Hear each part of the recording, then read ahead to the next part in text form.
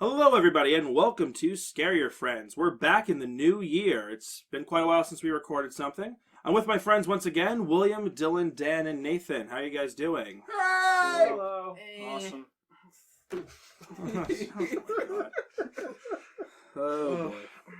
So today we're going to be doing things a little bit differently. So what I've done is I've posted 6 short stories. Well, today we're only going to be reading 3 of them. But I've posted 3 of 6 short stories that we're going to be reading today, and they are all part of one story. Now, you guys at home watching this, you're going to see the title of this and know immediately what it is. But these guys don't necessarily know what this is. So the whole point of the new way I want to try and do things in the future, for at least some of it, I want to make it so that they don't know if it's because this story is something I pulled from the internet. They don't know if it's a real story. It could be an article that I kind of reworked a little bit to make it look more like a story. Because I'm obviously, if this came from like a news article and I just copy and pasted it, well, it's going to be obvious that it's not, New year, new format, new season. We're back. There you go. We are back. Exactly. So this is a very popular, quote-unquote, for you guys, story. So wait, if we insult like the writing and it was you like messing around with the writing, are we insulting you? Maybe. I'm pretty sure based on our friendship, we're totally. You guys can if you guys didn't like something I wrote, I would be totally fine with it. If you guys are friends with me after 25 episodes, okay, we're still fine. Fair enough. But does anyone want to say anything? Does anyone want to, I don't know, just like talk or like? Well, I would say Happy New Year to everyone. We are in the year 2017. The year of our Lord, 2017. What? Yeah. What? I'm sorry. Yeah. I hope everyone had a good New Year. And shout out to Knadire, right? Is the person that Knadire. Knadire, I'm sorry. Because like I was watching one of the newer episodes, I think it was or listening to the haunted house one that we did recently. The grad night in the haunted house. And like I was looking like most of the time we just put it on. I'm just listening to it while I'm doing something else. But like I was actually looking at the art, and it's really fucking good. She does awesome for us. So shout out to her.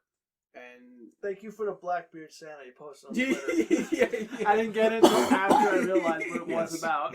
Wait, quick question: Isn't Knadire like that product that you like put on to like burn off your hair? It's not. It wrong. Oh, That's Nair. No, is that That's actually Nair. Nair? Thank you. How do you pronounce her? I call her Knadire. I just call her Beth now because we're just. Shout out to Beth then. Yeah, that makes for the you can awesome find her art that she gives to our shitty little podcast. Right. So if you want to follow But her on. her art's not shitty. Well, yeah, No, but that's you what I'm didn't saying.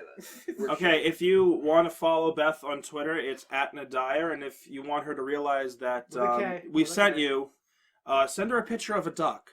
She really likes ducks, and she's gonna hate me for saying that, but I won't say why. But send her pictures of ducks. Well, you're gonna have to explain why later. After the podcast. Fair enough. But anyway, today we're going to be reading 3 short stories, and the first one is called Footsteps. Now, if you guys, of course, well, first of all, the title is right there. You know exactly what we're reading. If that is your real name.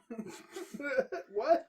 Yeah, Footsteps, as Dylan pantomimes footsteps. Thank you, Dylan. For the audio-only podcast. I didn't step though. Christ. Also, one more thing that I did, Jesus I in this? posted the stories that we're reading today on the TooSpooky.com form, so that they don't, if it was on the wiki, they would know it's a creepypasta. If it was on some other website, they would know it's real or whatever. So that's just my way of kind of leaving you guys in the dark. Ooh, spooky. All right, so I think that's pretty much it. William looks like he's ready to fall asleep. So yeah, let's start reading. All right, so.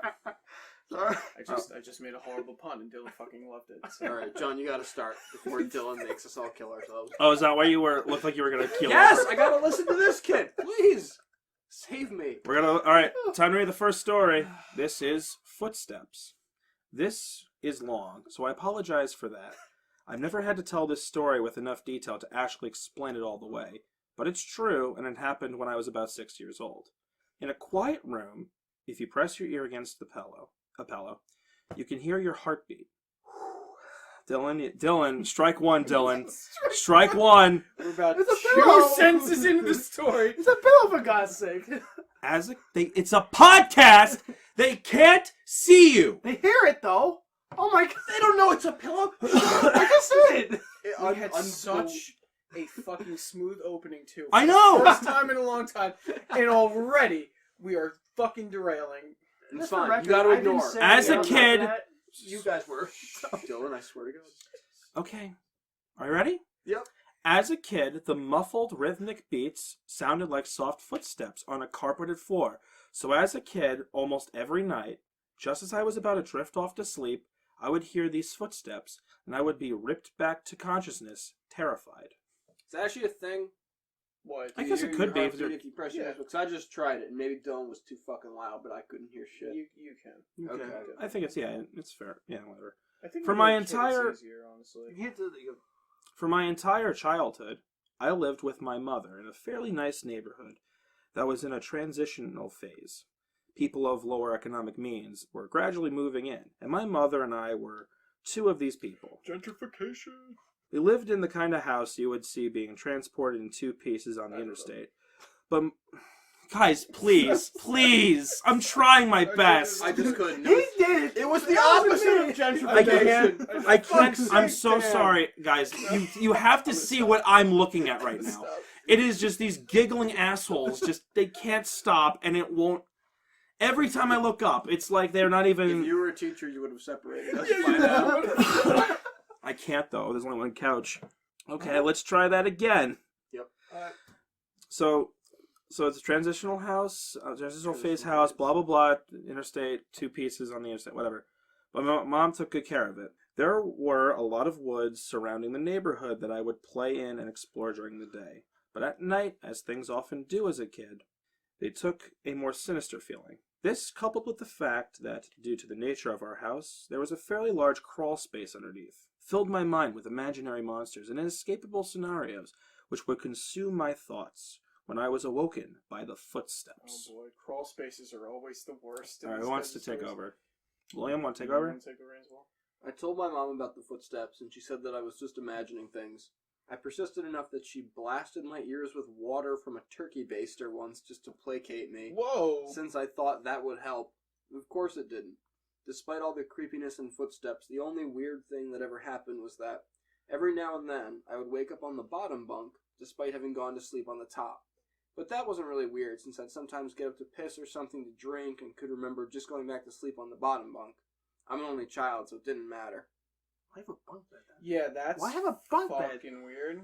I feel Maybe- like that's going to be important later. I bet you it's his dead sibling. Chekhov's bunk bed. His dead twin sibling. Okay, this is already like really weird. Like the mom's like basically abusing him. And Well, no, he's no, got no, a no. bunk He bed. asked for it. He asked for it. He did ask for it, yeah.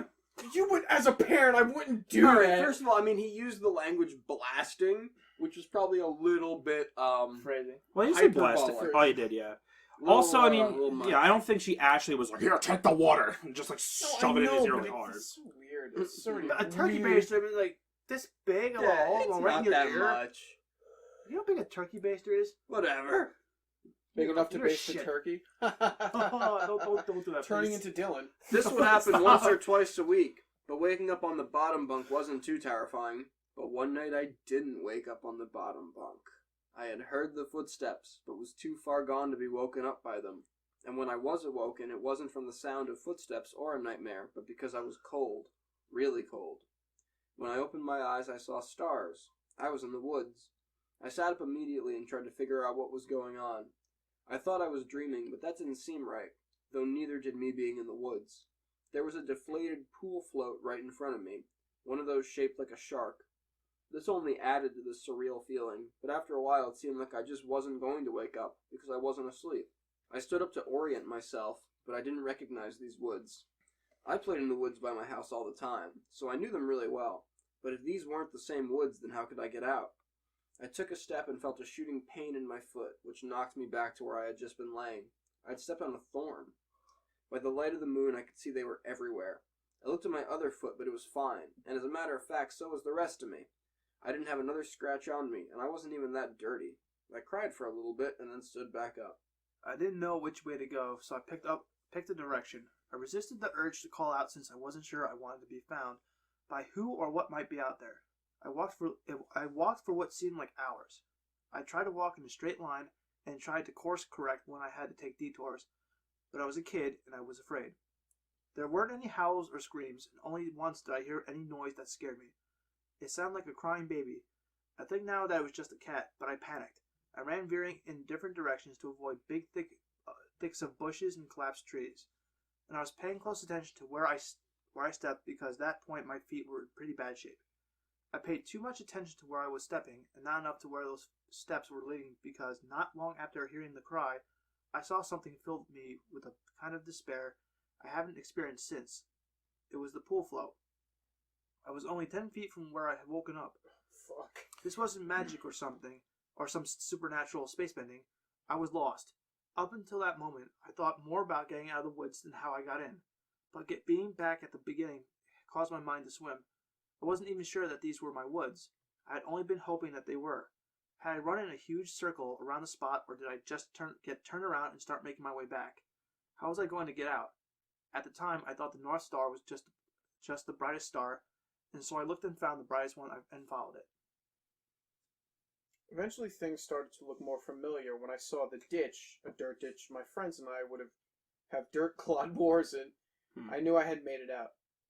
By that point I was walking really slowly because my feet hurt so much, but I was so happy to be so close to home that I broke into a light jog. When I actually saw the roof of my house over the neighboring lower set house, I let out a light sob and ran faster. I just wanted to be home. I had already decided that I wouldn't say anything because I had no idea what I could possibly say. I would get back in the house somehow, clean up, and get in bed. My heart sunk as I rounded the corner and my house came fully into view. Every light in the house was on. So already, this is fucking really weird. Like, I do like it so far, but like, if I was a 6-year-old kid, I would have just had a complete mental breakdown. Like, I wouldn't have moved. I would have cried until the sun You wouldn't have to be a rose. 6-year-old kid. As an adult, I would have done it too. This is like literally Blair Witch. Them just running around the woods, it's really screaming bad. and crying. Yeah. I knew my mom was up, and I knew I would have to explain, or try to explain, where I had been, and I couldn't even figure out where to start. My run became a jog, which became a walk. I saw her silhouette through the blinds, and although I was worried about how to explain things to her, that didn't matter to me at that point. I walked up a couple steps to the porch and put my hand on the doorknob and turned. Right before I pushed it open, 2 arms wrapped around me and pulled me back. I screamed as loud as I could, "Mom, help me, please, Mom!" The feeling of being so close to being safe and of being physically pulled away from it filled me with a kind of dread that is, even after all these years, indescribable. The door I had been torn away from opened, and a flash of hope shot through my heart. But it wasn't my mom. It was a man, and he was enormous. I thrashed around and kicked at the shins of the person holding me, while also trying to get away from the person who had just come out of my house. I was scared, but I was furious. Would you like to go, Nathan? Yeah, sure. Let me go. Where is she? Where's my mom? What'd you do to her? As my throat stung from screaming and I was oh my god. I'm sorry, the text is really small. Sorry. Turn your phone sideways. Yeah, turn it sideways. There you go. And as I was drawing in another breath, I became aware of that sound. I had been present for longer than I had perceived it. "Honey, please calm down. I've got you." It sounded like my mom. My arms loosened and set me down, and as a man approached me, blocked out the porch light with his head, I noticed his clothes. He was a cop. I turned to face the voice behind me and saw that it was really my mom. Everything was okay. I began to cry, and the 3 of us went inside. "I'm so glad you're home, sweetie. I worried I'd never see you again." By that point, she was crying too. "I'm sorry. I don't know what happened. I just wanted to come home. I'm sorry. Oh, it's okay. Just don't ever do that again. I'm not sure me or my shins could take it." A little laughter broke out my sobs, and I smiled a bit. "Well, I'm sorry for kicking you, but why'd you have to grab me like that?" "I was just afraid that you'd run away again." I was confused. "What do you mean?" "We found your note on a pillow," she said, and pointed out a piece of paper that the police officer was sliding across the table. I picked up the note and read it. It was a running away letter. It was that I was unhappy and never wanted to see her or any of my friends again. The police officer exchanged a few words with my mom on the porch while I stared at the letter. I don't remember writing a letter. I don't remember anything about any of this. But even if I sometimes went to the bathroom at night and didn't remember, or even if I could have gone into the woods on my own, even if all that could have been true, the only thing I knew at this point was, this isn't how you spell my name. I didn't write this letter. Dun dun I mean, dun. so this far is so good. So this is Footsteps. So I guess we can do a short talk about it. What do you guys think of Footsteps? Like I said, so far so good. Yeah. I'm digging it. I mean, child that's... rapist. Oh, where? Why do you always go to the darkest story places did you immediately? read? There was Sorry, nothing I meant remotely kidnap. sexual I meant kidnap. in this story. That's a big jump, dude. Where's there a kidnapper in this story? He didn't. Oh well, the thing is, didn't write. The kid did not write the note. So my assumption is someone must have broken. He wrote it in while his everyone was sleeping. sleep. And Oh, but please. no. No. I think there's some validity to what yeah, Dylan's because if arguing. everyone's sleeping, someone could easily sneak in without anyone noticing. Just So here's Okay, the so- thing. Here's the thing about the story so far. Sure. We don't know anything. We read an Yeah. entire story. We know nothing. We don't know if it is a kidnapper. We don't know if it's some kind of malevolent spirit. We know nothing. it's We not just a know. fucking dream sequence. If Right. that's what you want to hear. Oh, right. No one wants to hear that. Exactly. We've had enough of that in the last. Okay, fucking just podcast. just to indulge that concept. So you're saying someone broke into the house, forged a running away letter, took this kid out into the woods in And his left him in the backyards, and dumped him off in like a thorn bush. That is York, and then left and just strolled out. I'd say it could have happened. I'm not saying it happened. I'm saying it That could have just happened. makes zero sense to me. Well, okay, but to I mean, when you point that out, I mean, no. I mean, No, and that's fine, but I think we don't have enough information to even assume. okay. Well, what let's this have a could little fun and possibly- hypothesize, Yeah, Dan, Okay. all right? So I mean, to me, it feels like this may be some kind of malevolent force. You know, Like, not what like was a it, human, White like a Mouse? spirit, Like yeah, White like a Mouse? spirit or a ghost or something, or because he says he keeps hearing footsteps. Yeah, but that's just because he's putting his ear to the pillow. Little dumbass. Yeah. Yeah, but- wow. He's hearing his own heartbeat and getting spooked. Like, what? Come on, kid. What a stupid kid! What The kid was smart enough to navigate the woods, but fucking stupid enough to not know the difference Yeah, between it was them. muscle memory. I wouldn't call it brains. He had been there before. He was all like, I don't know where this is. Oh, there's my mud ditch. Living in squalor, this kid. Nah, this... You know this is an old school story too, because he was talking about having mud fights. What kid fucking does that Yeah, these days? This I'm gonna- 1100s ass I'm story. I'm gonna throw a reach in there. Maybe like a split personality story. Maybe that's a reach. It's a reach. This is. But I mean, I mean, it's a you can- it's a very long. It's reach. possible. Because like he doesn't remember writing. He's like, that's not how I spell my name. Now, It's like, see, It's possible. I'm just sitting I would. here Oh, thinking... Well, sorry, you can go. Well, sorry. I see. Yeah, no. All I'm saying is that I'm sitting here like I'm a sucker for stories that are totally plausible. Right. You know what I and mean? This is And like the plausible so far. concept that this is just some dumbass kid who spooks himself with his own heartbeat, and he gets up because you do weird things in your sleep. Like I know I sleepwalk and do Yeah. weird shit sometimes, and it freaks me the fuck out when I wake up somewhere else. Yeah. So the concept of him getting up and maybe writing a runaway note, like his But at subconscious, 6, yeah, I don't know about it's that. a lot. It's a stretch. And you got to keep in mind, But- this kid, if he was sleepwalking, he navigated to a part of the woods He's very familiar he- with them. Right. that that's he where- didn't know. That's when he though. stopped walking. That's when he woke up.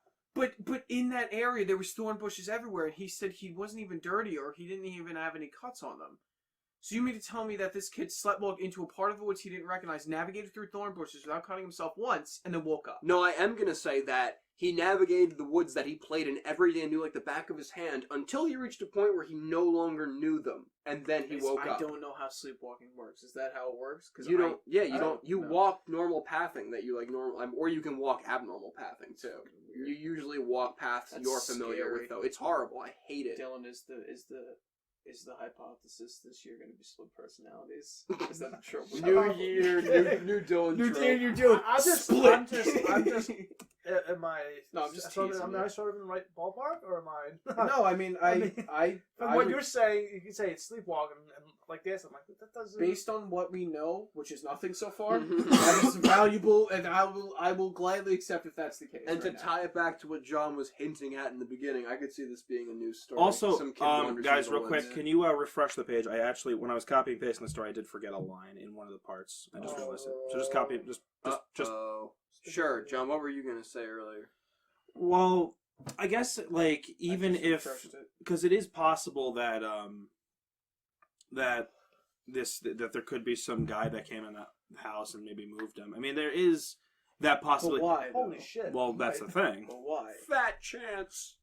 What, because I said it? No, because there's no Guys, motive. we all know that this is a spiritual sequel to Widemouth. It's just Mr. Widemouth. Of course, getting yeah. Kid out into the woods. The Further widening. gray It's the motherfucker. widening. It is the widening. It's the widening. We found it. All right. Pack it up, everybody. All right, we're done. Podcast is over. We figured it out. The widening is upon us. It's fine. Okay, so this is the second story. So this person posted the second part of his either A, real tale, B, fictional tale, or whatever this may be. Sure. So this is called Is Balloons. this going to be a Cold War metaphor? A couple days ago... What? What? Hold on. I gotta know now. What? No comment. No, I gotta know. no. You started it. You have to finish it. I just- no comment after I the just- batshit hold on. crazy question. Hold. Objection, Your Honor. Objection. All right, We were reading a story with a 6-year-old being lost in the woods, Ah. and a cop comes in, and there's a cop and there's a mom. Yeah. And then we're like, okay, that was a pretty good story. Let's read the second one. And then you go, this is with the Cold War? Well, no, because we're switching years, right? It's a different short story. Well, We don't know. well, let me that. read the first sentence of this new short story, because it is 6 short stories William. that are part of the same Sure, go longer ahead. story. Hit me with the first A couple line. of days ago, I posted a story called Footsteps. So no, Cold War confirmed. All right, go on. John, You're... you're gonna have to get new people to do this. I love you and hate you at the same time. It's unbelievable how much I fucking hate you and how much I love you. Guys, we had a real bonding moment last weekend. Oh, Alright, why God. would we spoil No. that? Don't bring this up. No! Everyone's gonna think the worst now. Whatever. Yeah, we're not I talking keep- about the orgy. Whoa. Okay. John almost did a spit take.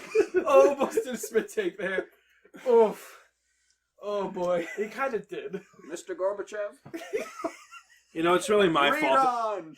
You know, it's really my fault when I sat up one day and said, "No, I want to make a podcast." It was really my fault, honestly. Listen. Don't be creative, kids. Listen. Apparently we We're had here. an orgy last week, so. We're all here, okay? And I get excited when we do these. Alright? So let's do it! So you get a full-on erection? Or Yeah. Oh my that's God! all right. Stop with the Yeah. sex. Hurry and read. John, hurry. Balloons. A couple days ago, I posted a story called Footsteps.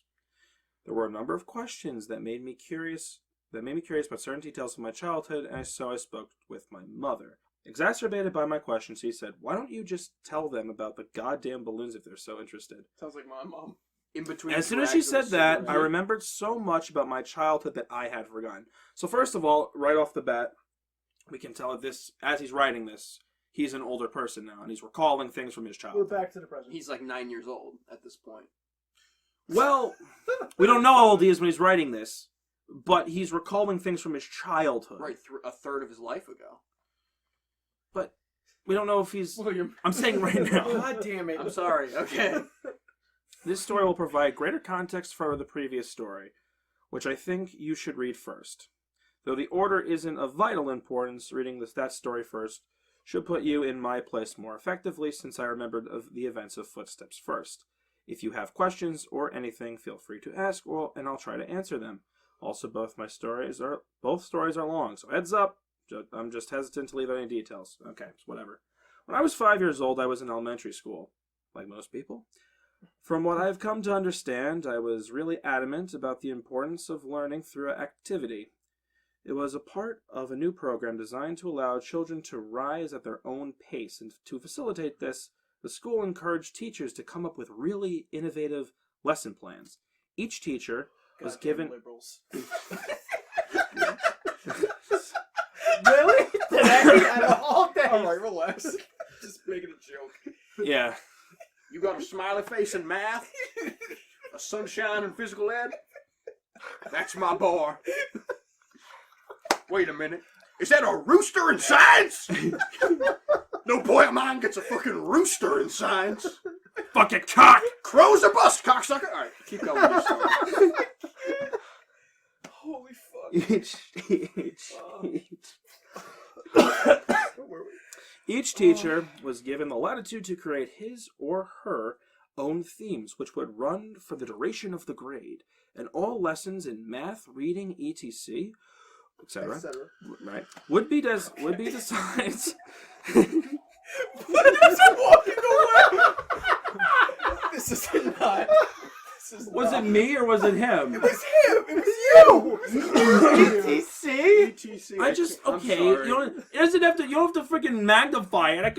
I didn't say a word. This is a fucking disaster. We're No, it's starting fine, off it's the fine. new All right, year no, we're good. with Keep one going. of the worst podcasts. Math, reading, etc. Beautiful. would be designed in the spirit of the theme.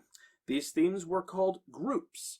There was a space group, a sea group, an earth group, and the group I was in was community. Pull the switch. Wow, you there. pulled yeah, Can, so, wow. can we just stop though? What I know I made a joke before. What kind of hippie commune bullshit is this though? You get to it's like it's like oh my god, imagine the parent teacher conference. Oh my god. Why did my son get into space? Why is he in the fucking community? Yeah. What's this bullshit?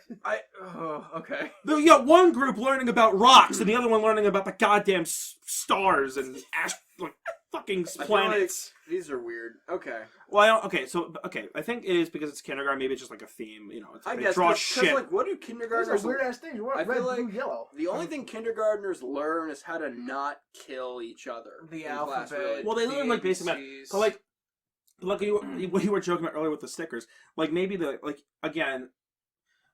maybe in the space one, the teachers give like space stickers or like space grades. Well, I and mean, the not questions are space not based. to go too off base here, but I think nobody remembers being in the kindergarten really. But I think like the point of kindergarten is you learn basic concepts, your alphabet, your ABC, the basic numeric stuff. And I feel like it's more of like what he's trying to illustrate. It's more of a social construct where you learn social skills with other children who Right. you're eventually gonna fucking hate when you all grow up and I thought you were gonna say and grow fuck. apart. Oh, No, Okay. but no. Not yet. So yeah, not No, but- I remember my kindergarten. I remember the final. I remember bragging to my mom that I was able to zipper my coat perfectly. right. But I remember not being able to tie my shoes. Right, and So I that remember, was kind of. I do remember like sitting in a circle in like a giant room with like a I flat have- floor and listening Sorry. to like shitty, like kid music. Kindergarten's you know? not real, is Yeah. what we're getting at. Yeah. Yeah, there's nap times and silent reading time. I was I like, got sent to the principal for touching a duck and put my hand like this on somebody. Don't. What a badass.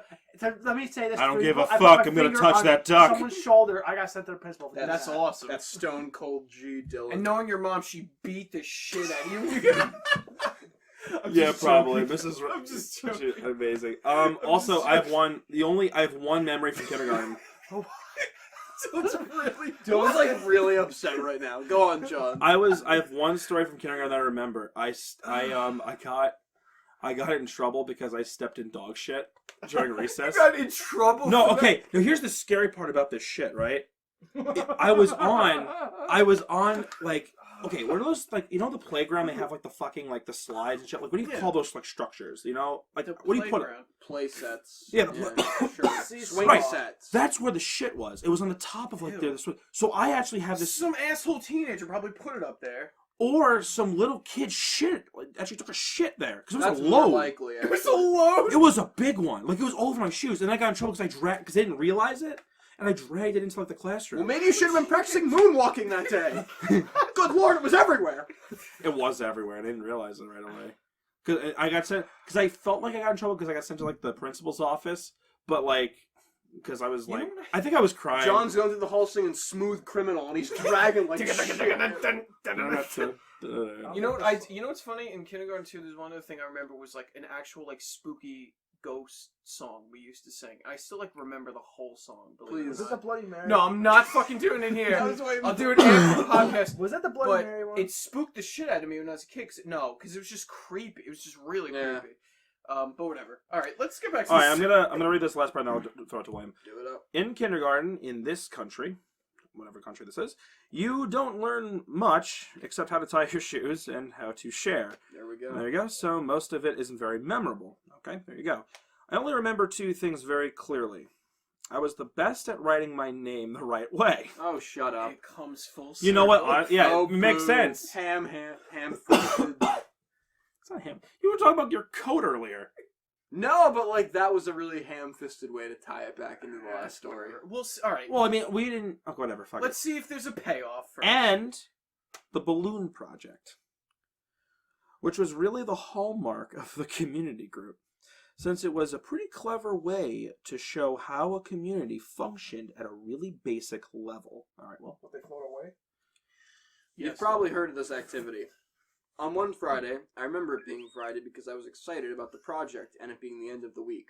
Towards the beginning of the year, we walked into the classroom in the morning and saw that there was a fully inflated balloon tied off with string taped to each of our desks. Sitting on each of our desks was a marker, a pen, a piece of paper, and an envelope. The project was to write a note on the paper, put it in the envelope, and attach it to the balloon, which we could draw a picture on if we wanted. Most of the kids started fighting over the balloons because they wanted different colors, but I started on my note, which I'd thought a lot about.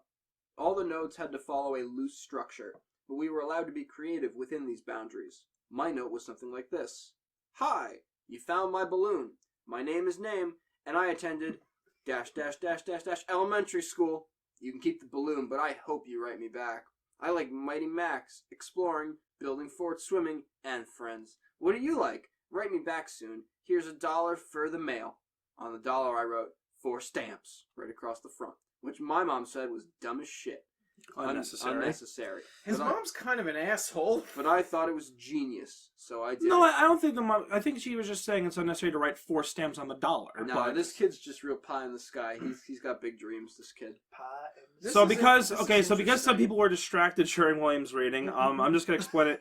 So here's what happened. I'm not gonna say who. I'm not gonna name names. But basically, I'm sorry. Whoops. Sorry, go ahead. So what happened? I think William could confirm what I'm saying here. Basically, there's these balloons. You take a balloon, you write a letter, and then you let the balloon Go, and then whenever it And when lands, the atmosphere somebody finds it. pops it, Right. and it comes back to Earth, And someone it gets cuts a someone's letter. head off. I mean, sure, what balloons I are mean- you using? I feel okay. So this is interesting. I didn't do this when I was a kid. We had a time capsule, which I was probably still bearing. This is like a school. poor man's But- version of Message in a Bottle. Yeah, kind of. But like, or a more creative way. I feel like you Doesn't wouldn't work as be well. wouldn't be able to do this today because there's so many goddamn like everybody's fucking construed as like a sexual predator if they talk to a child for more than 2 seconds. So Right. if somebody was like, "Oh, I got your mail," and they sent a letter back to the kid, and it was like an adult, like he would be fucking arrested, or she would be arrested, thrown in prison. Right. Like it's ridiculous. But I think before the age of like text messaging and maybe even before email became like mainstream, I think this is sort of an interesting. If I remember, like in when I was in like 4th or 5th grade, what we did was we had 1st and 2nd graders come in, and we would like read to them. That's what And I that had. was, When like, I was, right, and that when I was, was in like, the 8th social- grade, we had right. something called first grade buddies. So Right. we'd go to the first grade classroom and we Right. would have like, and I had the same thing when I was in yeah, first. When I was in first grade, I had an 8th grade that. buddy. I remember that.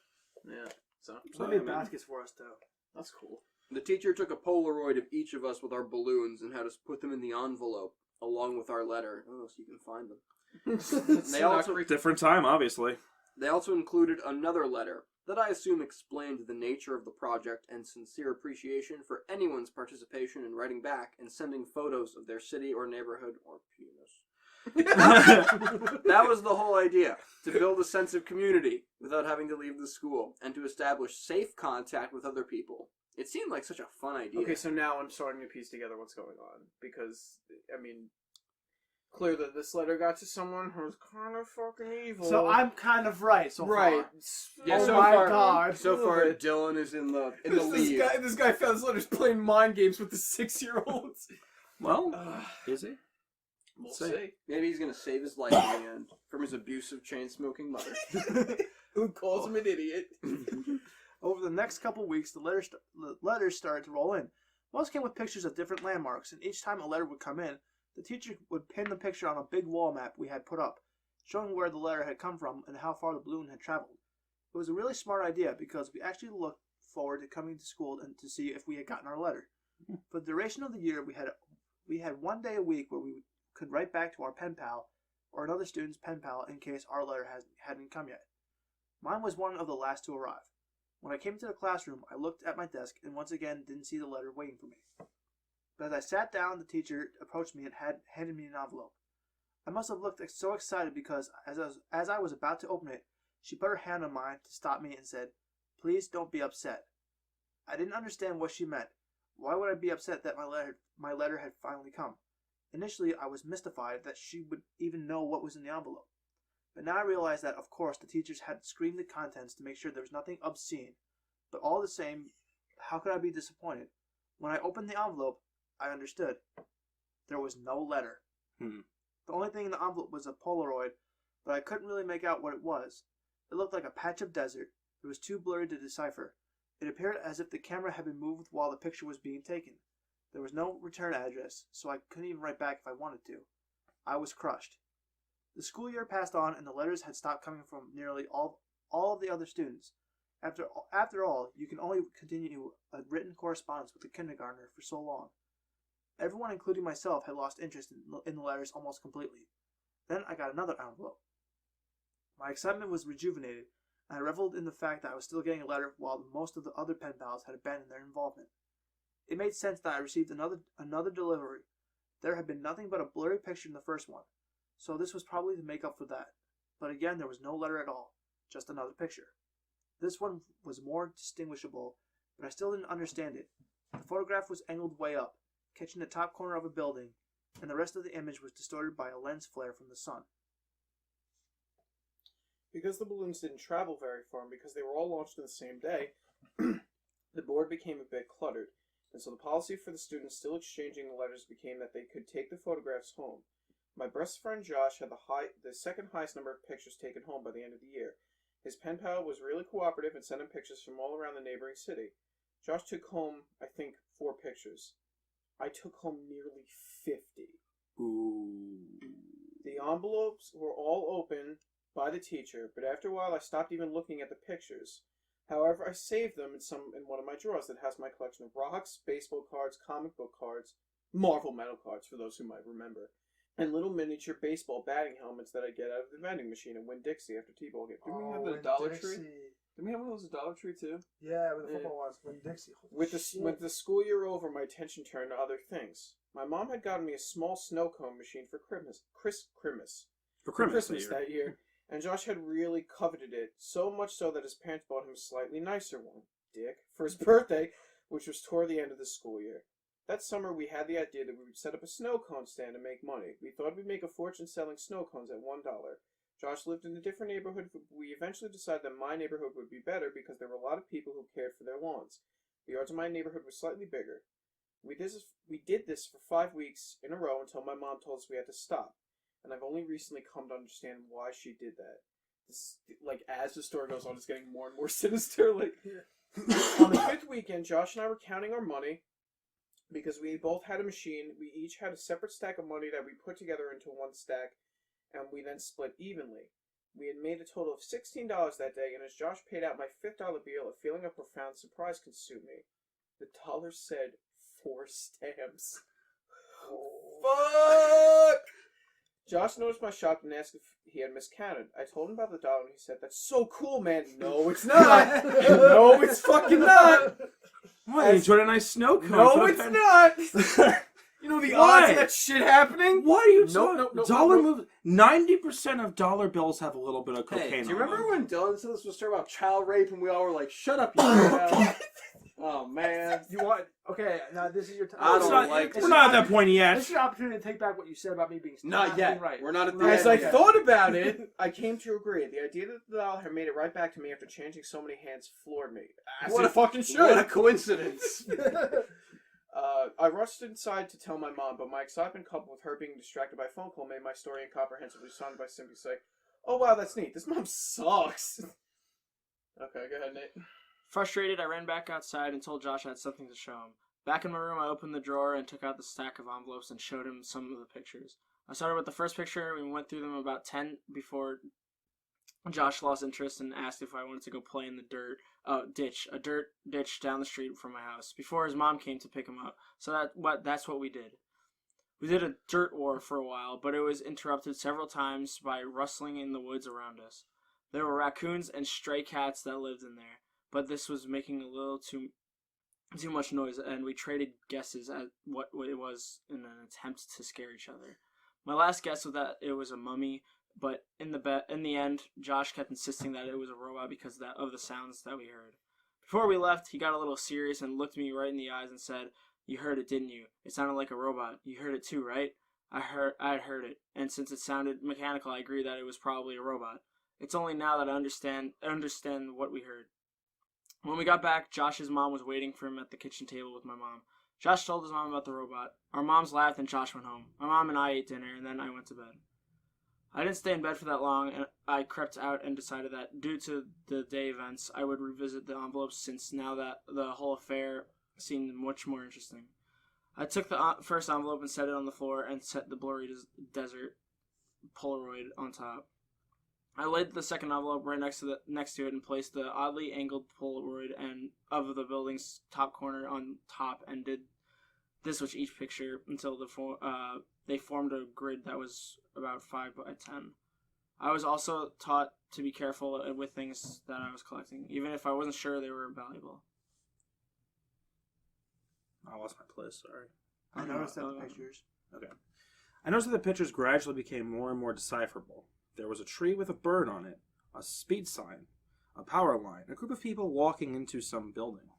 And then, I saw something that vexed me so powerfully that I can see it now. As I write this, I distinctly remember feeling dizzy and capable of only a single repeating thought. Why am I in this picture? Fuck. I have a question. Fuck. What? No. What? Has the father been mentioned at all in any stories? No.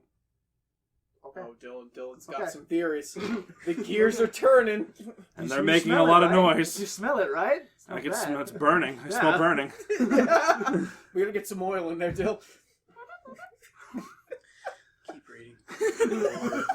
Just, come on, man, we're having a good time.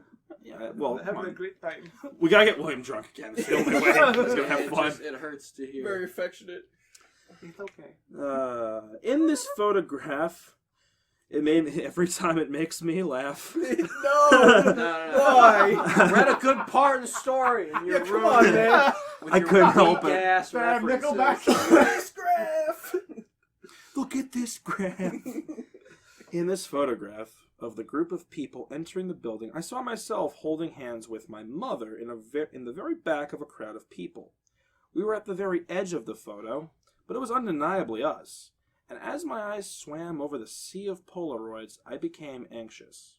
It was a really odd feeling. It wasn't fear. It was the feeling you get when you are in trouble. I'm not sure why I was flooded with that feeling, but there I sat, floundering at the distant sense that I had done something wrong. And this feeling only intensified as I looked on the rest of the photos after the one that had so powerfully struck me. I was in every photo. Dun, dun, dun. None of them were close shots, and none of them were only of me, but I was in every single one of them. Off to the side, in the back, bottom of the frame. Some of them only had the tiniest part of my face captured at the very edge of the photo, but nevertheless, I was there. I was always there. It's like Photoshop. Do you remember the first Insidious movie? I didn't watch that. Vaguely. Well, it's good until the end.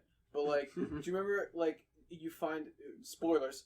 You find out at the end that like the husband can like travel to the afterlife or whatever, and there's like a creepy woman, like ghost woman, that follows him his whole life. Mm-hmm. And every time they take a photo, she gets closer and closer and closer. That's what I'm thinking of right now. Yeah. Oh, okay. Remember in Footsteps how it was his mom that was grabbing him? Yeah. Maybe it was his mom taking the photos, and he just thinks he's someone else. Yeah, but the mom's in some of these. Yeah, the Based mom was on in what the- he's Okay, saying. The mom was in some of Based on them. what he's Okay. saying. Okay. I mean, There's that's always what- about- That would be a could total fuck you, though. Like, it was like, oh, it's my mom. Well, because All I'm right. saying because the last one, Honey, we just I read, took the pictures. last one we read, he was kicking the shins at some man, and it turned out to be his mom. No. That's fair. So, I mean- no, the man was the cop in the doorway.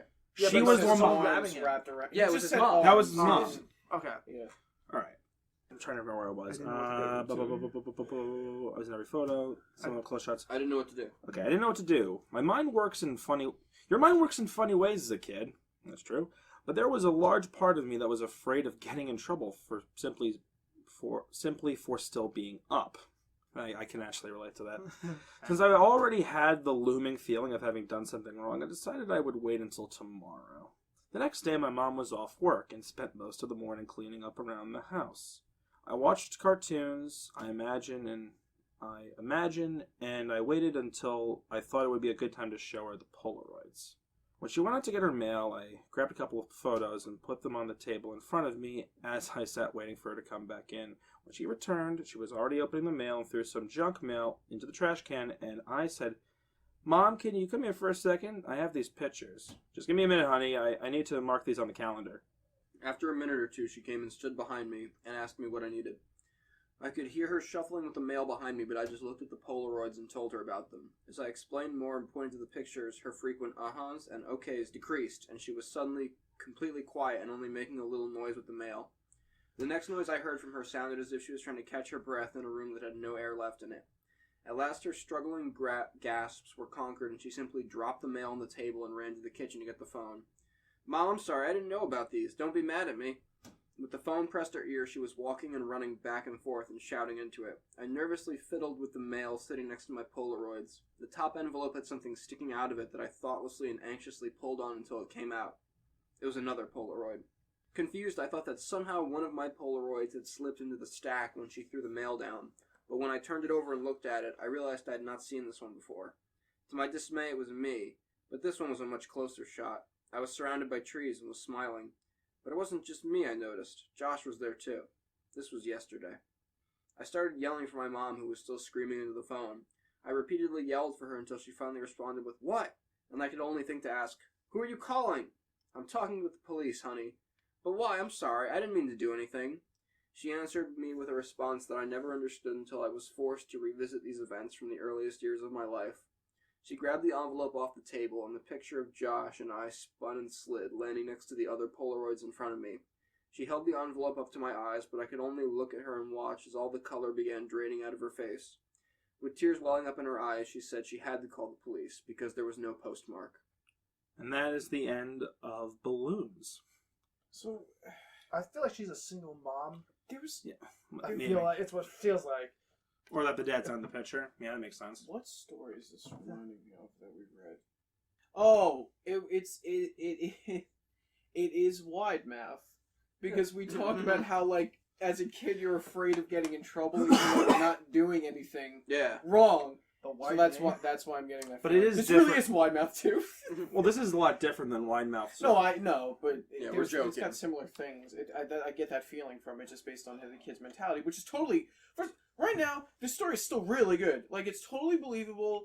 The kid's rationale behind everything makes perfect sense. Yeah. And it's really fucking creepy. Yeah, John, if you wrote this from news stories, you did a good job. Really fucking And creepy. if you didn't, I retract that, obviously. Because fuck you. Yeah, you lied to us. Well, I didn't say I wrote it. I said no. I said that if this story is real and that's based off an article, I may have gone into it to reword some of it so that it doesn't look like a news article. I may have gone overboard with some things. I may have gone over something. No, But don't laugh, because you don't know where that's from. Because you never watched that review. But if I did that, and I'm not saying I did, I'm not saying I did that. But if I did, I You obviously definitely wouldn't. did, Add, 'cause I you wouldn't keep add saying that. anything. I wouldn't add anything to it. I have altered the article. Pray I don't alter it further. Or it's a creepypasta, or it's This not. article's getting Or it's a worse and well-written worse. creepy I don't page. like this new format. You're fucking playing mind games, and I don't That's why I like appreciate it. That's why I like the new Piece of format. shit. All right. So, am I...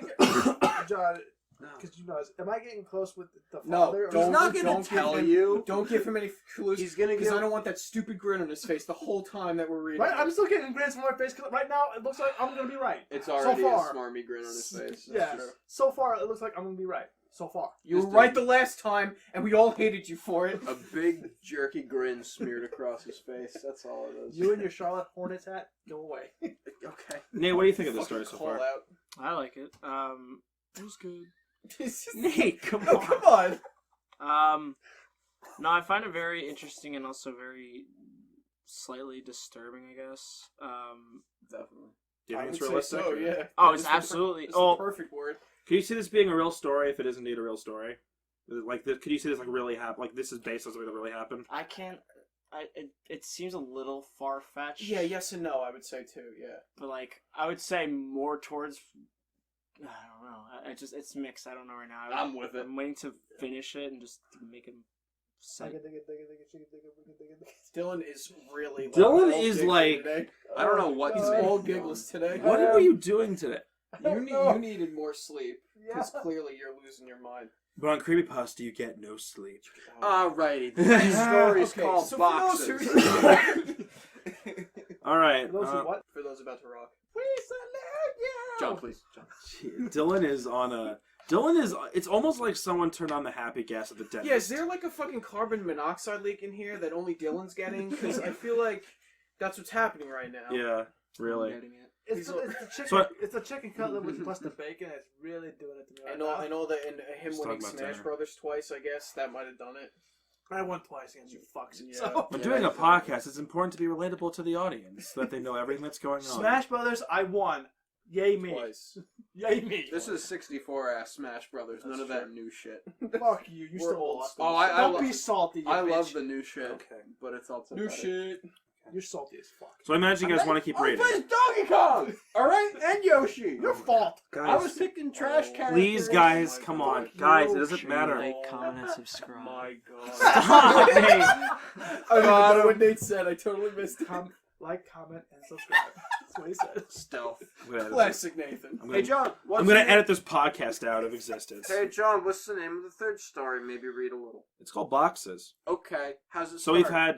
we've had footsteps, we've had balloons, now we get boxes. So this is the third story, and the final one we will read for this episode of the I podcast. kind of just want to hammer through Oh, the rest shit, of this. I'm wait, what really do you invested call it? Right. now. Wait, It's gonna be the next one. Do you Okay. call it a sexology?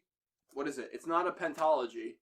It's not a quadrilogy. And it's not a trilogy. It's a sextilogy. You know what, Sextology, I You think. can Google That's it. the word. Sextilogy? I'm not A gonna six Google part it. motherfucking series. All right. Yeah, what's it called? A six. It's called the Okay, miniseries. okay, No, okay, no, no, okay, no, no. okay. I have an idea. William, why don't you start reading the story? I'll go Google it for you. Could we call it? Wait, could we call it an anthology? Or that doesn't really apply. No, it's a miniseries. Yeah. Nah, I'll just call it I a don't series. like that. Fine, whatever. I'll start reading. What? This is Boxes. If you haven't read Footsteps or Balloons, please just where you understand, whatever. For those of you who have read my other stories and asked if there was more or received cryptic answers from me, I want to apologize for being dishonest.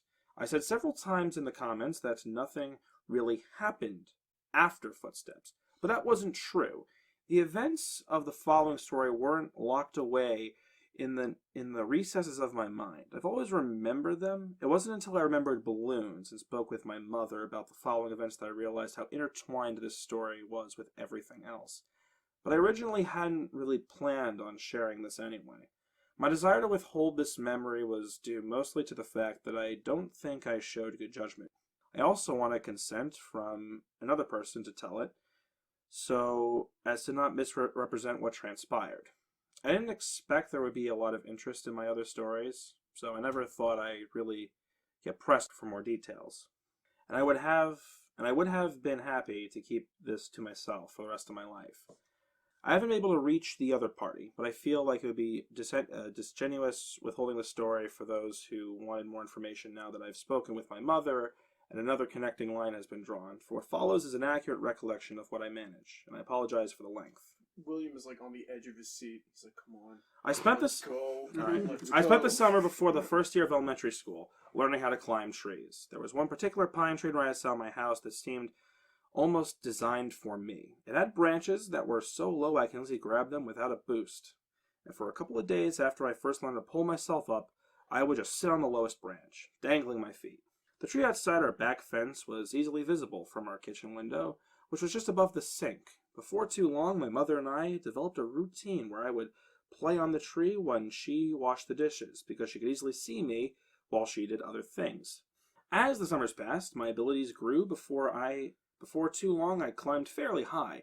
As the tree got taller, its branches not only got thinner, but more widely spaced. I eventually reached a point where I couldn't actually climb any higher, and so the game had to change. I began to concentrate on speed, and in the end, I can reach my highest branch in 25 seconds. I got too confident, and one afternoon I tried to step from a branch before I had firmly grasped the next one. I fell about 20 feet and broke my arm really badly in 2 places. My mom was running toward me yelling, and I remember her sounding like she was underwater. I don't remember what she said, but I do remember being surprised by just how white my bone was. Oh. I was going to start kindergarten That's with a a cast. typo. Where? I was going to start kindergarten. He just talked about how he's in elementary school. I think this This is going to confuse the shit out of me. Oh, you know what I Yeah. think? You know what I think? And I think this is based on what he was saying earlier. I think boxes might have come after footsteps, but before balloons. Balloons was No. first.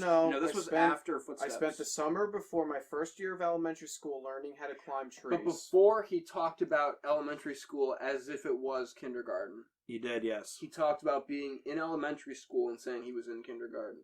And he even says here, I was going to... Remember he said I was 5 years old and in elementary school, and John was like, as unusual or something. Yeah, okay. And then he kept talking about being in kindergarten. Okay. Right. So he's tying in kindergarten to elementary school, which is Okay. not something we do, which is why we're confused. Yeah. And if you read the next sentence, he says, I was going to start kindergarten with a Which cat. is why he said it was a typo, because he Yeah, I was thought very confused it was by the first grade. timeline. I think, I'm pretty sure boxes takes place before... No, that makes sense because when I was a kid, Dylan's like, I can't cover this. When I was a kid, kindergarten was in my elementary school as well. But then after I went into first or second grade, they changed this. Like kindergarten. So that was a means separate school. boxes takes place before balloons then. That's what I'm guessing, yes. Yeah. But after footsteps? I think footsteps came first. I thought footsteps came after balloons. I think footsteps is the last thing in the timeline right now. I think reading the story is the most priority thing. Yeah, you gotta yeah. do. Dylan's Okay. losing it. No. I'm I losing want my to know fucking what the patience fuck's at this going point. on. No, it's fine to talk about things, Dylan. I know, but right now it's Do you have a just whiteboard? prolonging. We got to get a whiteboard and we Alright, start maybe drawing it'll lines. all work Turn on itself the out. Illuminati theme. I even lost where we were. What is first? Okay. We'll just read it. I was Just draw going to start boxes. kindergarten with a cast, and I wouldn't even have any friends to sign it. The biggest fear when you're a kid. Really? My mom must have felt terrible, because the day before I started school, she brought home a kitten. He was just a baby and was striped with tan and white. As soon as she put him down, he crawled into an empty case of soda that was sitting on the floor. I named him Boxes. Oh, this cat's fucking dead. Boxes was only an outside cat when he escaped. My mom had him declawed so he wouldn't destroy the furniture, so as a result we did our best to keep him inside. He'd get out every now and then, and we'd find him somewhere in the backyard chasing some kind of bug or lizard, though we could hardly ever catch one because he had no front claws. He was pretty evasive, but we'd always catch him and carry him back inside. He'd scramble to look back over my shoulder. I told my mom that it was because he was planning his strategy for next time. Once inside, we'd give him some tuna fish, and he came to learn what the sound of the can opener might signal, and he'd come running whenever he heard it. The conditioning came in handy later because toward the end of our time in that house, Boxes would get out much more often and would run under the house in the crawl space where neither of us wanted to follow because it was so cramped and probably crawling with bugs and rodents. Ingeniously, my mom thought to hook the can opener to an extension cord out back and run it right outside the hole that Boxes had gone through. Eventually, he would emerge with his loud meows, looking excited by the sound and then horrified at how we could run such a cruel ruse on him. A can opener with no tuna made no sense to Boxes. The last time he escaped to under the house was actually our last day in it. My mom had put the house on the market and we had begun packing our things. We didn't have much and we stretched the packing out a while. Though I already had packed all my clothes at my mom's request, my mom could tell I was really sad about moving and wanted the transition to be smooth for me.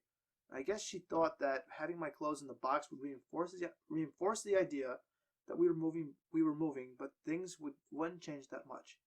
When Boxes got out as we were loading some things into the moving van, my mom cursed because she had already packed the can opener and wasn't sure where it was. I pretended to go look for it so I wouldn't have to go into the house, and my mom, probably completely aware of my little scam, moved one of the panels and crawled in. She came out with Boxes pretty quickly and seemed pretty unnerved, which made me feel better about getting out of it. My mom made some phone calls while I packed. A little more, and she came into my room and told me that she had spoken to the realtor and we were going to start moving into the other house that day. She said it like it was excellent news, but I had thought we had moved more times in the house. She originally said that we weren't moving until the end of the next week and it was only Tuesday. What's more, we weren't completely finished packing, but my mom said sometimes it was just easier to replace things than pack them and haul them over the city. I didn't even get to grab the rest of my boxed clothes. I asked if I can call Josh to say goodbye, but she said that we could just call him from our new house. We left in the moving van. What the fuck is under the house? I feel like This is wide mouth. I feel like this. Well, that's true. There's something weird under the house, but like, I feel like this is the last because I mean, to me, it's clear that they're moving. I was gonna because say whoever it is. I was gonna say she's terrified. Right. I was gonna say I think that this story started as before the events of balloons. Like they had the cat. Really? I thought this was first, right? No, No, well, because to I'm me, s- I'm I don't know getting what the context that she's like making the move as quickly as possible because whoever think is still she's- following him, because he's sad. Because he thinks he. Right. He's would sad make because he sense. thinks he's gonna stay in the house till Tuesday, and she obviously doesn't want to tell him the real reason why they're leaving. right. We're leaving But she's because trying to. somebody's But she's following like, you, we right. gotta get the fuck out. Right. And she's Right. excited to just get the hell That's out. right. I'm thinking. That's why exactly. she's leaving the clothes behind. She's leaving So the this stuff. technically is the most recent tag. Okay. Right. As from what I can get. And that's why she's her not like- past has come to haunt her. Yeah. It's not- We'll see. All Her right, drug, what- Those her making a drug lot- ring- her drug ring days are over. My God, There's cocaine in the crossface. Can't do this no more. you gotta pay with. You Why gotta. do you think kitten goes back? Why does the kitten go back Your there? debt's up, woman. You gotta pay with your son. Oh Jesus. What is going up there? I don't know. Who cares? I managed to stay in touch with Josh for years, which is surprising since we no longer went to the same school. Our parents weren't close friends, but they knew that we were, and so they would accommodate our desire to see one another by driving us back and forth for sleepovers, sometimes every weekend. For Christmas one year, our parents even pooled their money and got us some really nice walkie-talkies that were advertised to work across a range that extended past the distances between our houses. They also had batteries that could last for days. If the walkie-talkie was on but not used, they would only occasionally work well enough that we could talk across the city. But when we stayed over, we'd use them around the house, talking in mock radio speak that we had taken from movies. And they worked great for that. Thanks to our parents, we were still friends when we were 10. One weekend I was staying over Josh's, and my mom called me to say goodnight. She was still pretty watchful, even though she couldn't actually watch me. But I got so used to it that I didn't even notice it, even if Josh did. She sounded upset. Boxes was missing. This must have been a Saturday night because I had spent the night at Josh's the previous night and was going to go home the next day because we had no school on Monday. Boxes had been missing since Friday afternoon. I gathered that she had not seen him since returning home after dropping me off. She must have decided to tell me that he was missing because if he didn't come home before I did, then I would be devastated at it. I would be devastated at not only his absence, but how she could have kept it from me. She told me not to worry. He'll be back. He always does. The boxes didn't come back. Dude, like, the way the story's written is great because it's like the hard-hitting ones. It's always like just one sentence in the middle of the They paragraph. break to their own paragraph Yeah. for like the dramatic lines. Yeah. I just think of the picture from Widemouth, and I'm like, this is Widemouth's origin story. Yeah, Wide Mouth was like a pedophile. Boxes is the maybe. He was like a monster, though, but the way he was drawn in the picture when we first read Yeah. Widemouth kind of looked like a cat. No, he looked like a deranged. He looked like a Furby. cat. No, he looked like a gremlin. Or Was it about Yeah, Widemouth yeah. himself? Yeah. That's not a It's cat. like a gremlin. Why You have like know 4 cats in your house. How the hell do you? All right, Dylan. This the is powers may be? Maybe this is changed him into 3 Widemouth. weekends later, I stayed at Josh's again. I was still upset about boxes, but my mom told me that there had been many times when pets had disappeared from home for weeks or even months, only to return on their own. She said they always knew where home was and would always try to get back. I was explaining this to Josh when a thought hit me so hard that it interrupted in my own sentence to say it aloud. What if boxes thought of the wrong home? Oh no! Oh, I know where this Oh, shit's going. fuck. They're gonna go back to the house, and there's gonna be a creepy rapist under the porch. That's what's gonna happen. That's what's happening. Josh was confused. What? He lives with you. He knows where his home is. I read it. I know But- what happens. But he grew up somewhere else. Josh, he was raised in my old house, a couple of neighborhoods away. Maybe he still thinks of that place as home, like I do. Oh, I get it. Well, that'll be great. We'll tell my dad tomorrow and he'll take us over there so we can look. No, he won't, man. My mom said that we couldn't ever go back to a place because the new owners wouldn't want to be bothered. Smart. She said that she told your mom and dad the same thing. Josh persisted. Okay, we'll just go out exploring tomorrow and make our way to your old house. No, if we get spotted, your dad will find out, and then so will my mom. We have to go there ourselves. We have to go there tonight. Aren't parents just the worst? They don't let kids explore. Moms won't understand. It's just don't understand. There is a chapter in it, and I know I talk about it a lot because it was a seminal book of my childhood. Fair enough. And there's a fucking thing where something, oh no, I'm not gonna remember the setting now. Never mind. The crux of it is 2 kids go under a porch of an abandoned house, and there's like a crazy, like it appears as like a crazy old person living under there and tries to like eat them. So here's where the story kind of starts going into obscurity, because it's What like does that mean? it's like not obscurity, but like it's a little unbelievable because you have these 10-year-old. He said 10. I don't know if it's unbelievable at this time because again, they're this going is to different. travel like they're not talking like a town over. He's saying multiple towns over to find this stupid fucking cat. Again, I'm going to point out and say that this a is couple neighborhoods, not towns. Neighborhoods isn't Also, that I gotta the way say, he made it sound, but he said earlier. I gotta he say, lived hold on. across I the gotta state. say that I think we've established that this takes place at a different time. This isn't today. Today, this would never happen. Fair. Today, kids would just sit on their fucking cell phones and What the tweet. hell is Oh, my cat's there, but I got shut this new up. iCat. What's that Stephen King That's what it is. book? There were the What? 4 kids that walked, like, they just walked on the railroad. And I'm gonna need a little more. Than Stand that. by Me. yeah, was that the one with the 4 kids? and Yeah, Jerry in the Connell's in it? Yeah, that's kind of what they're doing. Like, so let's just Yeah, but there's a walk away. rapist Look, lurking around. But they This don't took know place that. in the '80s, just like it. So you know what? We're gonna let it roll. Could have happened, just like it. So it's fine. It's just like it. All right. All right, so we have to Who go read ahead. last? Who read One, last?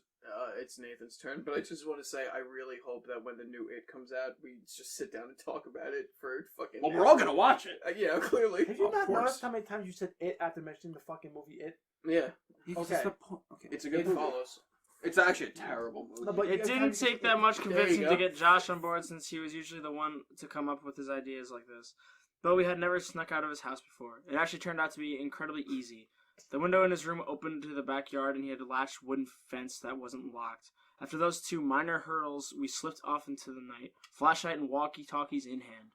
There were 2 ways to get from Josh's house to my old house. We could walk on the street and make all the turns to go through the or go through the woods, which we would take about half the time. It would have taken about 2 hours to walk there, taking the street, but I suggested that we go that way anyway.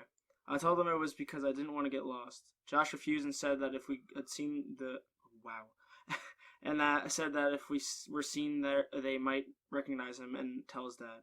He threatened to go home if we didn't just take the shortcut, and I accepted it because I didn't want to go by myself. Josh didn't know about the last time I walked through these woods at night. The woods were much less creepy with a friend and a flashlight, and we were making pretty good time.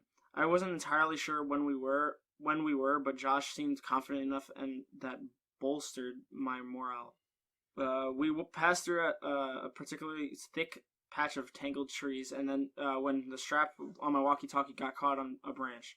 Josh had the flashlight, and so I was struggling to get the walkie freed when I heard Josh say, "Hey man, want to go for a swim?" Strange time for a pickup line. I looked over to where he was shining the flashlight, though I closed my eyes as I did, because I now knew where we were. He was pointing at the pool float. Ooh. This was where I had woken up in these woods all those years ago. I felt a lump in my throat and the sting of fresh tears in my eyes as I continued to struggle with the walkie. Frustrated, I yanked on it hard enough to break it free, and I turned the walkie to Josh. Turned and walked to Josh, who had partially laid down on the pool float in a mock sunbathing pose. As I walked toward him and stumbled, I nearly fell into a fairly large hole that was sitting in the middle of this small clearing, but I regained my balance and stopped right at its edge. It was deep. I was surprised by the size of the hole, but more surprised by the fact that I didn't remember it. I realized it must not have been there that night because it was in the same spot where I had woken. I put it out of my mind and turned to Josh. "Quit messing around, man. You saw I stuck over there and you were just laying here joking around on the float." I punctuated the sentence with a kick to an exposed part of the float. Screeching rose from it. Josh's smile inverted. He suddenly looked terrified and was struggling to get off the float, but he couldn't in a quick manner due to the awkward way he had been laying on it. Each time he would fall back on the float, the screeching would intensify. I wanted to help Josh, but I couldn't move myself any closer. My legs wouldn't cooperate. I hated these woods. I picked up the flashlight that he had thrown in his thrashing and shined it on the float, not knowing what to expect. Finally, Josh got off the float and rushed next to me, looking at where I was shining the light. Suddenly there it was. It was a rat. I started laughing nervously, and we both watched the rat run into the woods, taking the screeches with it. Josh lightly punched me in the arm. The smile slowly returned to his face, and we continued walking. We quickened our pace, and we made it out of the woods faster than we thought we would. We found ourselves in the back of my old neighborhood. The last time I had rounded the bend ahead ahead, I had seen my house fully illuminated, and all those memories of what transpired came flooding back. I felt a skipping in my heart as we were finally turning the corner and about to face the full view of my house, remembering the last time how incandescent it was. But this time, all the lights were off. From a distance, I could see my old climbing tree as my mind traced the steps of cautiously backward. Wow, I really messed that one up. Cautiously backward, I realized that I wouldn't be here this night if that tree hadn't grown, and I was briefly in awe of how all the events were like that. As we got closer, I could see that the lawn looked terrible. I couldn't even guess when it had last been mowed. One of the shutters had been partially broken loose and was rocking back and forth in the breeze, and overall the house just looked dirty. I was so sad to see my old home in such a state of disrepair. Why would my mom cared if we bothered the new owners if they cared so little about where they lived? And then I realized there were no new owners. The house was abandoned, though it looked simply forsaken. Why would my mom lie about our house having new people in it? But I thought that this was actually a good thing. It would be easier to look around for boxes if we didn't have to worry about getting spotted by the new family. This would make it much quicker. Josh interrupted my thoughts as we walked through the gate and up to the house itself. Also, this is a lot like the Goosebumps book, Say Cheese and Die. Oh my god, please stop. Just, Don't compare it to, come on. Just wanted to throw that out there. No, 'cause this is in that book at the very end, the climactic final scene. They're all like trapped in like an abandoned house basement. Isn't that Chased the by okay? a Wait, thing. wait. Isn't that the Goosebumps book where you take a picture of someone when they die? And they die. Yeah, Yeah. it is. Yeah. What a time. There was also a sequel, Say Cheese and Die 2. Thanks, RL. Your old house sucks, dude, Josh yelled as quietly as he could. Shut up, Josh. Even like this, it's still nicer than your house. Oh, fuck. Hey, man. Okay. I think Boxes is probably under the house. One of us has to go under and look, but the other should stay next to the opening in case he comes running out. Are you serious? There's no way I'm going under there. It's your cat, man. You do it. Look, I'll game you for it, unless you're too scared, I said, holding my fist over my upturned palm. Fine, but we go on shoot, not on 3. It's rock, paper, scissors, shoot, not 1, 2, 3. Thank you. Someone understands. Okay. Everyone, all these motherfuckers are like, rock, paper, scissors, whatever. And shoot, yeah. And shoot. You know what? You know what I really don't like? How they're What? arguing the fucking semantics of rock, paper, scissors, shoot in the middle of this really tense You know moment. what? They Of the probably, fucking story. well, to us it's tense because we know about. Kids, for God's sake. Dude. What is the thing? We know about this guy and how he's stalking. They don't understand stalking. I'm just saying stylistically for the author, it's a weird choice. No. Not It's- for the- it no, not- shit's real, Dan. You know how many times I've had this argument with This is people? fucking Quentin Tarantino You know how dialogue many right times? here. Yeah, they call it a Royale with What cheese, the- motherfucker. Alright? Think of it this way, Dan. If we were stuck in that kind of situation, do you not really realize We I would wouldn't do be that? stuck in that kind of situation because I know. I would refuse to leave Dan the is fucking a house in huge the middle of the bitch. night That's and true. walk through the woods, even if I was with someone, because I'm a huge pussy. Especially argument's if sake- 4 years especially prior with- right. you had an experience where there was a pool float, Right. and you got lost in the And a house. goddamn panic attack. Fuck that cat. I don't even But like no, cats. For argument's sake, say we did do that, you wouldn't expect me to do rock, paper, scissors. Alright. What's the point? Exactly. Of this? What's the point Alright. of this dialogue? Because Out I of the thought out of the it brain of was a fucking nice, kid. and everyone disagreed. That's fine. They Alright. sound like they're 10 and they don't know what they're getting Fine, into. but we go on shoot, not on 3. It's rock, paper, scissors, shoot, not 1, 2, 3. I know how to play the game, Josh. You're the one who always messes up, and it's 2 out of 3. I lost. I wiggled loose the panel that my mom would always move when she had to crawl under here for boxes. She only had to do it a couple of times since the can opener trick usually worked, but when she had to do it, she hated it, especially that last time. And as I looked into the darkness of the crawl space, I had a greater appreciation for why. Before we moved out, she said it was actually better that boxes ran under here, despite how hard it could be to get him out. It was less dangerous than him jumping over the fence and running around the neighborhood. All that was true, but I was still dreading doing this. I grabbed the flashlight and the walkie and began to crawl in. A powerful smell overtook me. It smelled like death. I turned on my walkie. Josh, you there? This is Macho Man coming back. Oh! Alright, this is the best story we ever read, just because that. Please, can you please do the Macho Man? No, we're in the middle of a very, very Josh, good cut it story. out. There's something wrong down here. What do you mean? It stinks. It smells like something died. Is it boxes? I really hope not. I set down the walkie and moved the flashlight around as I crawled forward. Looking through the hole from the outside, you could see all the way back with the right lighting, but you had to be inside to see around the support blocks that held the house up.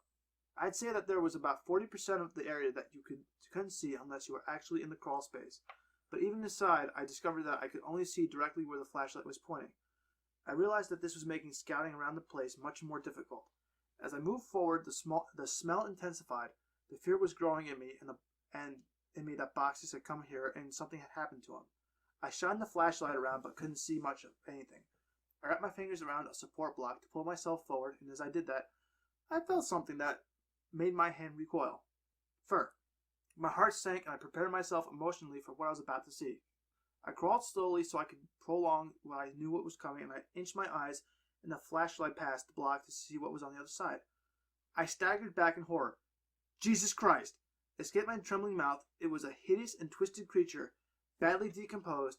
Its skin had rotted away on its face, so the teeth appeared to be enormous, and the smell was unbearable. Oh, come the fuck on! What? Really? What? His teeth were so big? Come on! What are you talking about? What is he saying to me? It looks like Fuck are fucking you that. talking This about? teeth white. What? No. I'll let you finish. No, your logic was completely flawed. No, I have a I'm moment. joking. No, let me have a moment. Let me just read this, please. No, you No. confused the shit out of everyone. I jumped the gun. baffled. You Okay. didn't jump the gun. You jumped to Dylan, another fucking Dylan, country. Dylan, I'm going to make this very easy What for the you. fuck are you talking Okay. about? Guys, I'm not going to tell you anything about the story. I'm going to tell you one thing about the story. It's not the one. It is not affiliated with Mr. Widemouth Oh, in any man. way, Oh, that's shape, what he. or I form. had no idea. That's what he was He talking about. I'm like, wait a minute. It is not Mr. What is Widemouth. wrong with you? Please get a lot of things. Dylan, for your sake to enjoy the story, I'm going to ask you to take the word Mr. Widemouth and put it on the table. It's too late. Don't think about it anymore. Just don't think about Widemouth. Don't think about Widemouth. You screamed. I jumped. I physically jumped because I Yeah, that was did really not a know what the violent fuck you were shout. talking All right, about. you know, keep reading. Just Yeah, I was get gonna- to move past Jesus it. Christ. Exactly. What is it? Are you okay? Is it boxes? I reached for the walkie. No, it's not boxes. Well, what the hell is it then? I don't know. I shined the light on it again and looked at it with less fear in my vision. I chuckled. It's a raccoon. Well, keep looking. I'm gonna go into the house and see if he might have made it in there somehow. What? No, Josh, don't go in there. What if Box is down here and runs out? He can't. I put the board back. Oh, son of a bitch. I looked and saw that he was telling the truth. Oh, no. Why'd you do that? Don't worry, man. You can move it easy. This makes more sense. If Boxes ran out and I missed him, then he'd be gone. If he's down there, then grab him tight and I'll come move the board. And if he's not, then you can move it yourself while I look in the house. Some of his points were good, and I doubted he'd be able to get in anyway. Okay, but be careful and don't touch anything. There's a bunch of my old clothes still in boxes in my room. You can look in there to see if he crawled in one. And make sure to bring your walkie. Roger that, good buddy. I realized that it would be a pitch black in there. The power would have been turned off since no one was paying the bill. With any luck, he'd be able to see from the street lights that might cast some light inside. Otherwise, I'm not sure what he'd do. Before too long, I heard footsteps right over my head and felt old dirt raining down on me. Josh, is that you? Shh! Breaker. This is Macho Man coming back for the big tangled foxtrot. The eagle has landed. What's your 20, Princess Jasmine? Over. Asshole. Macho Man, my 20 is in your bathroom looking at your stash of magazines. Looks like you've got a thing for dudes' butts. What's the report on that? Over. I could hear him laughing without the walkie, and I started laughing too. I heard the footsteps fade away a little. He was on his way to my room. This is like the calm before the storm. Man, it's dark in here. Hey, you sure you had boxes of clothes in here? I don't see any. Yeah, there should be a couple boxes in front of the closet. There aren't any boxes in here. Let me check to see if maybe we put the boxes in the closet. Oh, before you left. I started thinking that maybe my mom had come back and gotten the clothes and just gave them away because I had outgrown a lot of them. But I remember leaving the boxes there. I didn't have time to close the last one up before we left. While I was waiting for Josh to tell me what he found, I kicked out my leg, which had started falling asleep because of the position I was in, and it hit something. I looked back and saw something really strange. It was a blanket, and all around it there were bowls. I crawled a little closer. The blanket smelled moldy, and most of the bowls were empty, but one had something that I recognized still in it. Cat food. It was a different kind than we gave to boxes, but I suddenly understood. My mom had set up a little place for boxes to encourage him to keep to come here instead of running around the neighborhood. It made a lot of sense, and it seemed even more likely that boxes would have come back to this place. That's so cool, Mom, I thought. I found your clothes. Oh, cool, where are the boxes? Like I said, there are no boxes. Your clothes are in their closet. They're hanging up. I felt a chill. This was impossible. I had packed all my clothes. Even though we weren't supposed to move for another 2 weeks when we left, I remember packing them and thinking that it was stupid for me to have to get clothes out of my box and put them back in. I had packed them, and someone had hung them back up. Why, though? Josh needed to get out of there. No shit. This can't be right, Josh. They're supposed to be in the boxes. Stop messing around and just come back outside. No joke, man. I'm looking at them. Maybe you just thought that you left them. Haha, wow. You sure like to look at yourself, don't you? What do you mean? Your walls, man. Your walls are covered in Polaroids of yourself. There are hundreds of them. What, did you hire someone to... Silence. Oh my god. Kidnapping ahoy! This is so good. I really love this story. I checked my walkie to see if I'd switched it off somehow. It was fine. I could hear footsteps, but I couldn't tell exactly where Josh was going. I waited for Josh to finish his sentence, thinking that his finger just slipped off the button. But he didn't continue. Sweet summer child. He seemed to be stomping around the house now. I was just about to radio him when he came back. There's someone in the house. His voice was hushed and broken.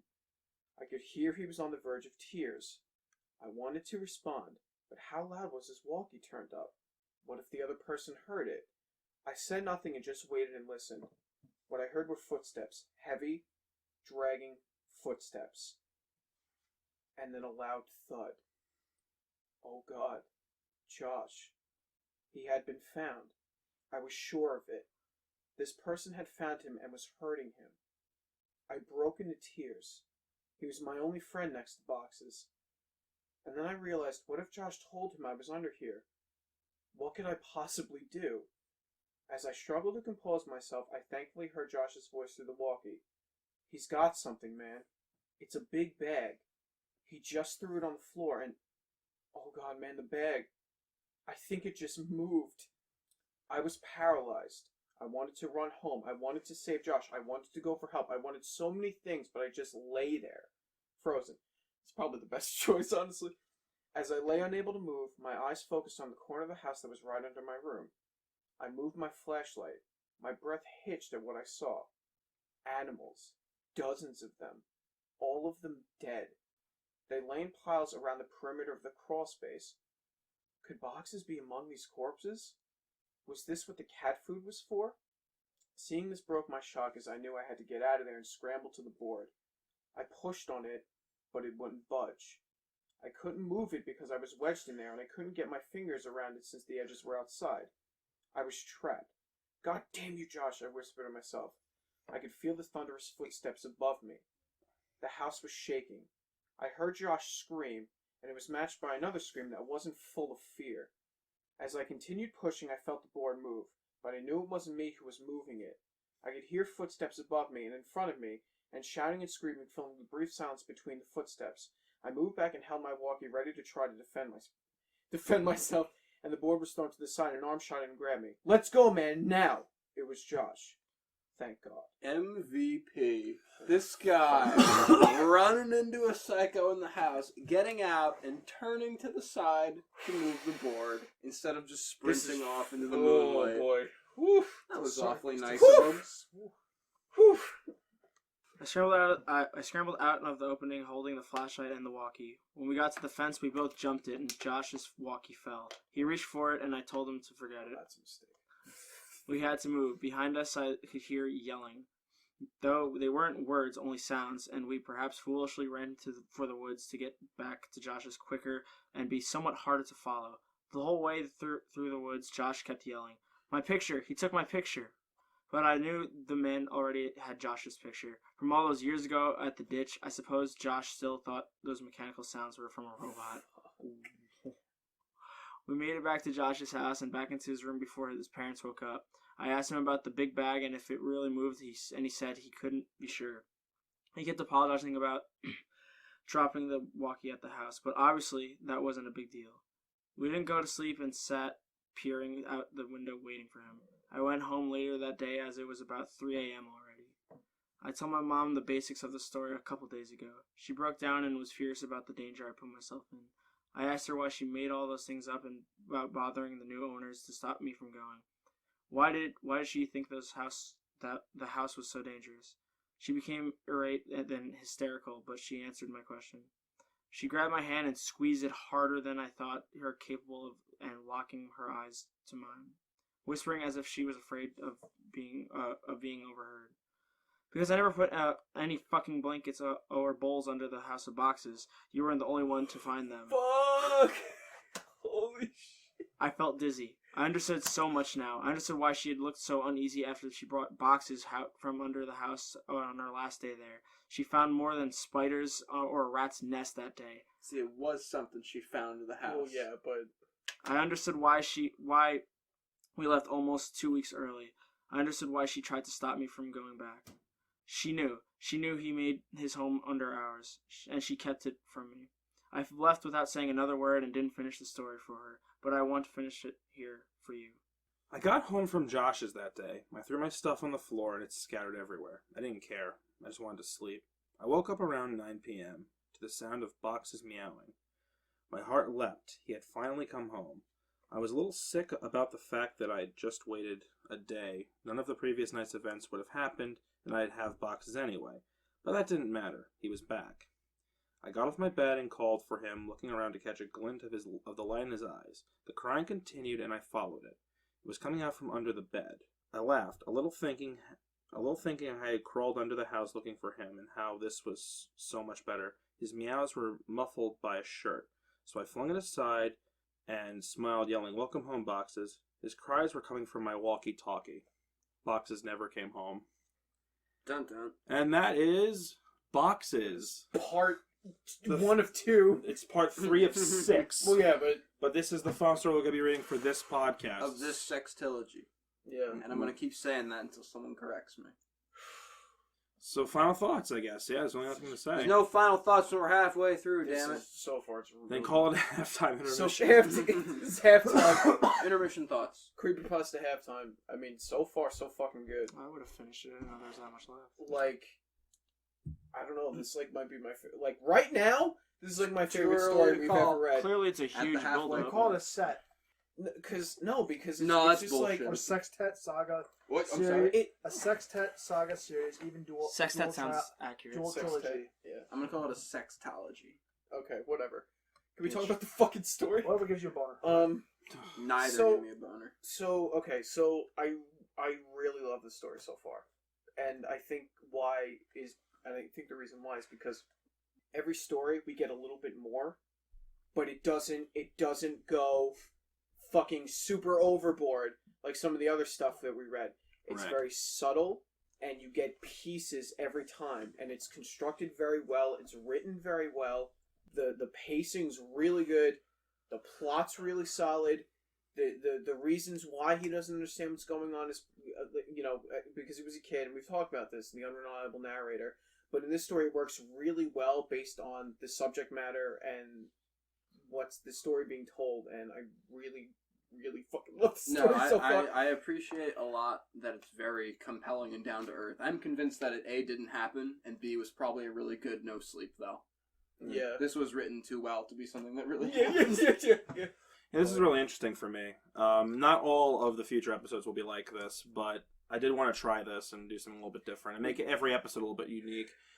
So it is kind of hard for me to share my thoughts on it without kind of blowing out. Don't do it. It's actually But I will based on say- a true story. It was John when he was a kid. This whole thing Yeah, happened. it happened to me. You got me.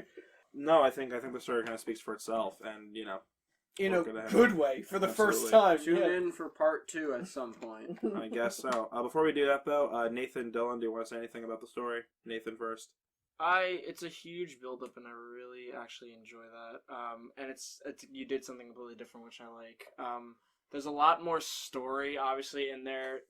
It ties in some of it for each of those stories that we read so far, and I think that's what makes this whole thing a little bit better than what we've read so far. And that's all I got. So everyone here thinks it's real or not so far? It's a no sleep. You think it's a no sleep? Because again, if this is real, I would rewrite it a little bit to make it seem more like a story. But it sounds more like I wouldn't just copy something from like Newsday or something. It sounds more like his childhood memories are playing a twist on him. Like he just doesn't remember fully. And that's what it kind of. John's asking more. What format do you think this format? is in? Is it a real story or is it a creepypasta? I'll tell you. This is everything. This is everything you get to. This is what I'm saying. I found this story on the internet. Now that can mean a lot of things. Yeah, that doesn't mean shit. So right. I don't know. I feel like this could be true, but at the same time, if it is, it's fucking terrifying. Because how batshit crazy of a person do you have to be to follow a 6-year-old around for like 4 or 5 years just taking pictures? And then until 6 to 10, and there's hundreds of rooms in right. his. That's what he's not saying. only is your little, because clearly this guy still followed him and was his still hideout is his old room. Right, and just taking pictures of him for 4 fucking years. And what was in the bag?